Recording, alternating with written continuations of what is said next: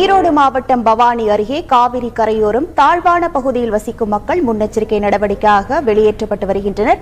இது குறித்தான கள தகவல்களுடன் நம்முடைய இணைகிறார் நமது செய்தியாளர் மேகநாதன். வணக்கம் மேகநாதன். தற்போது தாழ்வான பகுதியில் வசிக்கும் மக்கள் எங்கே அழைத்து செல்லப்படுகிறார்கள்? அவர்களுக்கு மாவட்ட நிர்வாகம் சார்பில் என்னென்ன முன்னெச்சரிக்கை நடவடிக்கைகள் மேற்கொள்ளப்பட்டிருக்கிறது? அங்குள்ள கள நிலவரங்கள் என்னவாக உள்ளது? வணக்கம். இன்று காலை 8 மணி நிலவரப்படி மேட்டூர் அணையிலிருந்து 1,25,000 கனஅடி தண்ணீரானது காவிரி ஆற்றின் வழியாக திறக்கப்பட்டுள்ளது. இந்த நிலையில் ஏற்கனவே பார்த்தோம்னால் அந்தந்த மாவட்ட நிர்வாகங்கள் சார்பாக காவிரி கரையோர பகுதியில் தாழ்வான இடங்களில் வசிக்கக்கூடிய மக்களை வெளியேறும்படி அறிவுறுத்தப்பட்டுள்ளது. மேலும் இன்று பார்த்தோம்னால் நம்ம இருக்கக்கூடிய பகுதி பவானி புதிய பேருந்து நிலையம் அருகே உள்ள கந்தன் பட்டறை பகுதி.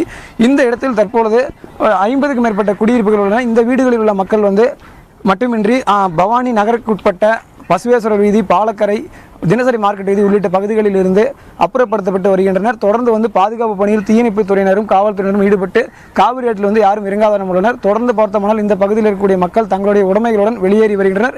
இவர்களுக்கு ஈரோடு மாவட்ட நிர்வாகம் மற்றும் வருவாய்த்துறை சார்பில் தற்போது பார்த்தோம்னா தற்காலிகமாக 3 இடங்களில் முகாம்கள் அமைக்கப்பட்டு தங்க வைக்கப்பட்டு வருகின்றனர்.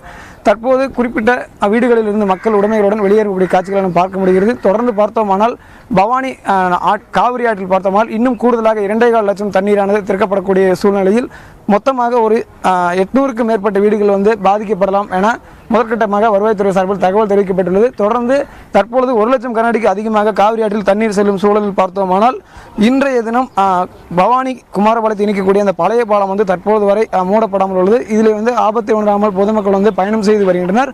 தற்பொழுது பார்த்தோமானால் இந்த வெள்ளத்தால் பாதிக்கப்படக்கூடிய இடங்களை பவானி சட்டமன்ற உறுப்பினர் கே சி கருப்பணன் அவர்கள் பார்வையிட்டு அங்கே பணியில் உள்ள தீயணைப்புத்துறையினர் மற்றும் வருவாய்த்துறை அதிகாரிகளிடம் எந்த மாதிரியான முன்னெச்சரிக்கை நடவடிக்கைகள் மேற்கொள்ளப்பட்டுள்ளது, பொதுமக்கள் அனைவரும் பாதுகாப்பான இடங்களுக்கு அப்புறப்படுத்தப்பட்டுள்ளனரா என்பது குறித்து கேட்டறிந்தார்.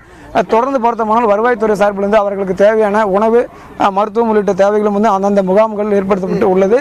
தொடர்ந்து காவிரி ஆற்றில் இன்னும் மதியம் 1 மணிக்கு பிறகாக 1,80,000 கனஅடி தண்ணீரானது திறக்கப்படலாம் என்பதால் ஏற்கனவே கடந்த 3 தினங்களாக பவானி காவிரி ஆற்றின் உள்ள இந்த பவானி கூடுதுறையானது மூடப்பட்டு பொதுமக்கள் யாரும் காவிரி ஆற்றில் இறங்கக்கூடாது என அறிவுறுத்தப்பட்டுள்ளது.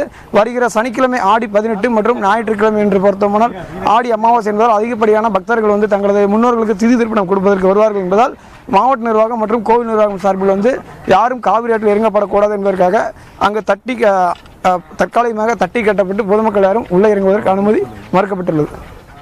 தகவல்களை வழங்கியமைக்கு நன்றி மேகநாதன்.